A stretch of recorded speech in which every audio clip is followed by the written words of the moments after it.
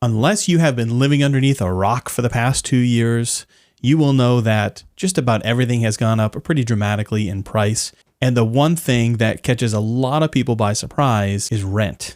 So rentals are up sharply over the past 2 years. It actually wasn't bad from 2020 to 2021, but from 2021 to 2022, it is getting dramatically worse. So we're going to spend a little bit more time diving deeper into this and taking a look at some trends. But before we do that, if you are new to the channel, welcome. My name is Brian. I'm a realtor here in the Boston market. And in this channel, we cover all things real estate, including rents. So if you do enjoy content like this, I just kindly ask that you smash that like button and also click the subscribe button down below to be notified of future videos. With that out of the way, let's get into it.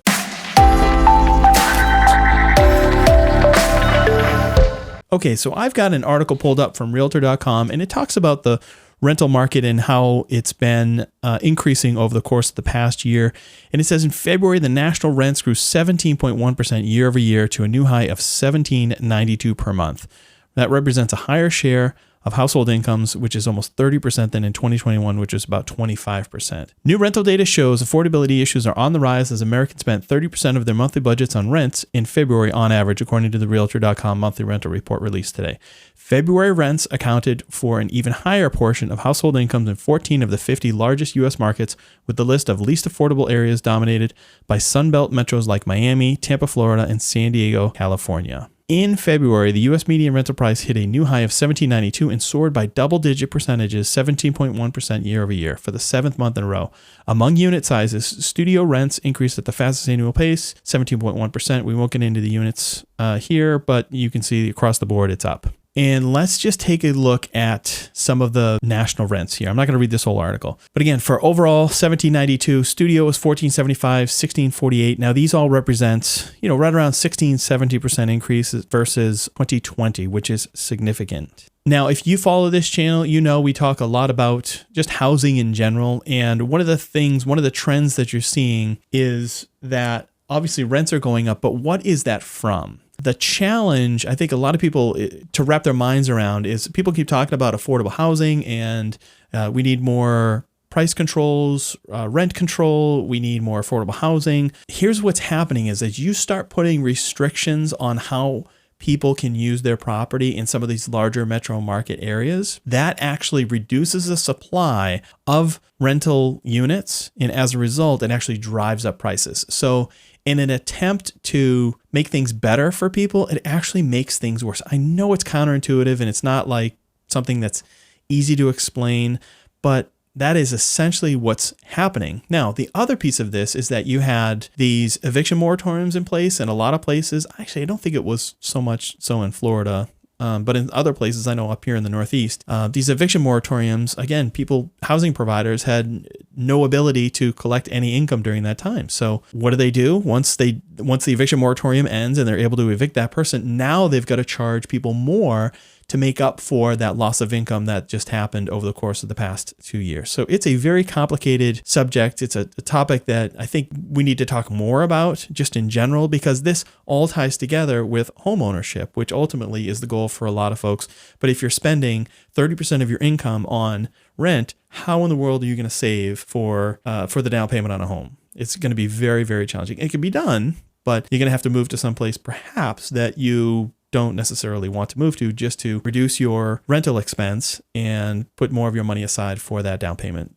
Anyways, let's keep looking at some of the additional markets here. Okay, so let's just dive right into the markets themselves. There's a bunch of other things. I'll put a link to this article down in the description below, but let's take a look at some of these markets. So in Miami, Florida, the median rent is $29.29. So it's almost $3,000, which makes up 60% of your income, of the typical renter's income, and the maximum affordable rent. So in other words, based off people's incomes, they should be spending $1,476. So they're spending essentially double, right? So if it's 30%, they're paying 60%. That is a huge number. That's the biggest by far across all of these particular metro markets. Then you've got Los Angeles, California. Riverside, California surprises me. Riverside I always associate with being quite a bit more affordable than Los Angeles or San Diego or San Francisco. But to see that as number 3 here on this list at $26.78, making up 45% of the renter's income, that's alarming. That's a really big number. 4th is Tampa, Florida. No big surprise there.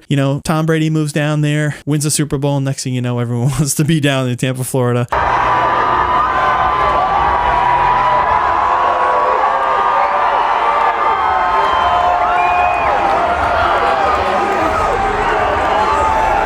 Number 5, San Diego, California. New York, $27.25. I don't know how accurate this number is because I'm pretty sure rents in New York, maybe this is for like the entire metro area, but I think like in the city itself, they're quite a bit higher than that. And then you keep going on here. Las Vegas, New Orleans, Orlando, Phoenix, Sacramento, Memphis, Cleveland. Cleveland, I'm actually surprised to see, although it is a significantly lower number at 1,300. And then San Francisco, California, not surprising here. So one thing that I noticed when I looked through this list is I did not see Boston or Providence listed on here. And the reason for that is that they're still examining some of the data. I'm not exactly sure what that means, but I know it would be on this list because the rents in Boston are right around that $3,000 mark, maybe $2,700. So it probably slots in between New York and San Francisco. Those 3 markets are typically the top markets in terms of rental expense. And I would imagine the rental share of income is probably right around 40% as well. So it's definitely top 15, but for whatever reason, they weren't able to include it in here because they didn't have accurate data. So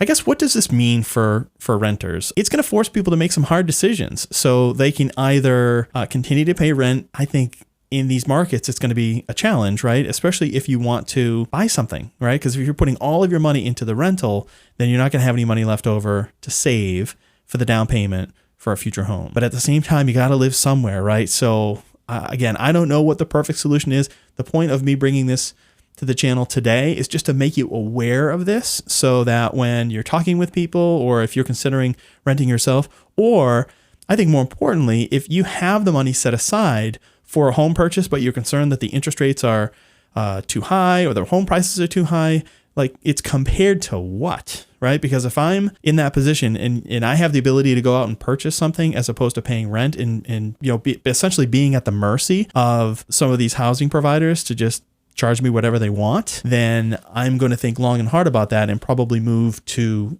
find something that I can actually own as opposed to rent. Those are my thoughts. Do you agree? Do you disagree?